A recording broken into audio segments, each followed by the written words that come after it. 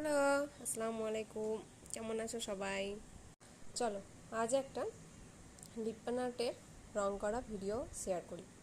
তার আগে বলো, কারা কারা তোমরা লিপ্পান আর্ট খুব ভালোবাসো করতে? আমার তো ভীষণ প্রিয়। তো চলো শুরু করা যাক। এই লিপ্পান আর্টে রং করতে গেলে প্রথমে আমি গেসো দিয়ে রং করেছি, কারণ গেসো দিলে পারে রংটা ভালো হয়, উপরের কালারটা ভালো আসে, আর অনেক দিন টেকসই হয়। আর এখানে আমি অ্যাক্রিলিক কালার ইউজ করেছি, হোয়াইটে আর পিঙ্কের কম্বিনেশনে ফ্লাওয়ারটা সাজিয়েছি। একটু গ্যাপে গ্যাপে রেখেছি। খুব যে ভালো পারি রং করতে সেটা না, তবে যা মনে হয় ওই মন খুশি করে করে নিই। আচ্ছা, তোমরা যদি কোনো রং আলাদা করে সাজেস্ট করতে চাও তো বলো, অবশ্যই আমি দেখাবো। এই তো আমার রং করা কমপ্লিট। এবার হয়েছে মিরর সাজানোর পালা।